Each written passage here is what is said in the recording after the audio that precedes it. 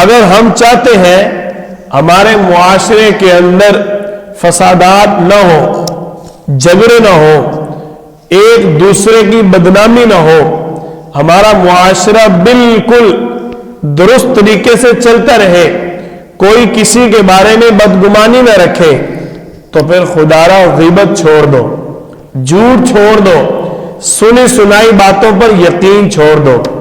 اللہ تعالی نے سورۃ الحجرات میں اس بات پر علل اعلان واضح الفاظ استعمال فرمائے۔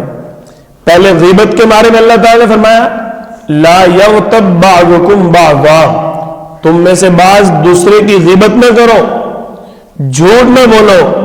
اس کے بعد آگے اللہ نے، یہ تو زبان کی بات ہے نا، اللہ نے خیالات سے بھی بچنے کا ہمیں حکم دیا، جھوٹے خیالات، فضول خیالات، بدگمانی دوسرے کے بارے میں، اس سے بھی اللہ نے ہمیں بچنے کا حکم دیا۔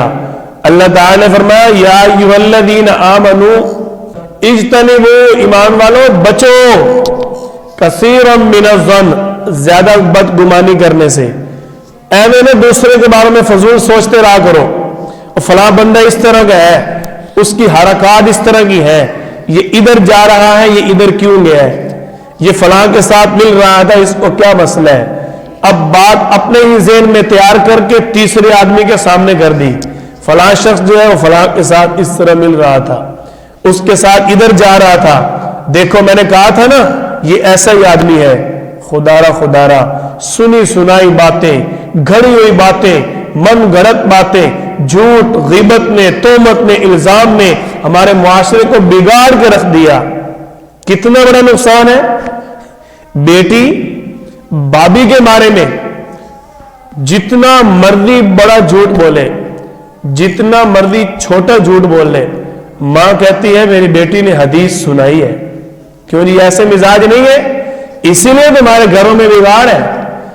بہو دشمن ہے، بیٹی بڑی سجن ہے، بیٹی سے بڑا پیار ہے۔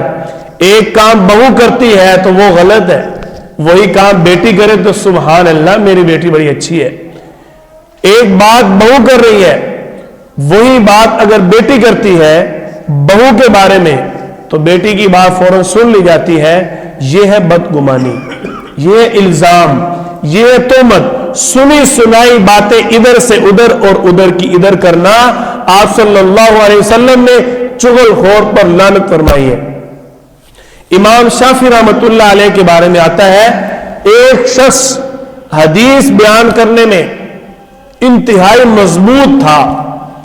جب امام شافعی رحمۃ اللہ علیہ کے پاس اس شخص کی روایت پہنچی، سارے معاملات اس کے درست تھے کہ اس سے حدیث لے لی جائے، اس کا نسب ٹھیک ہے، اس کا مذہب ٹھیک ہے، اس کا ایمان ٹھیک ہے، اس کے عقائد ٹھیک ہے، یہ فلاں جگہ میں پیدا ہوا، فلاں کا بیٹا ہے، سارے معاملات اس کے ٹھیک ہیں، واقعتاً اس نے فلاں صحابی سے روایت سنی ہوگی، لیکن ایک بات کی وجہ سے انکار کر دیا کہ میں اس کی حدیث قبول نہیں کروں گا۔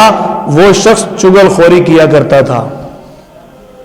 دیکھو سارے معاملات پورے ہیں، لیکن ایک چغل خوری کی وجہ سے امام شافعی رحمۃ اللہ علیہ نے حدیث لینے سے انکار کر دیا، میں اس کی حدیث نہیں لوں گا، یہ شخص چغل خور ہے۔ اور چغل خوری کبیرہ گناہ بغیر توبہ کے معاف نہیں ہوتا۔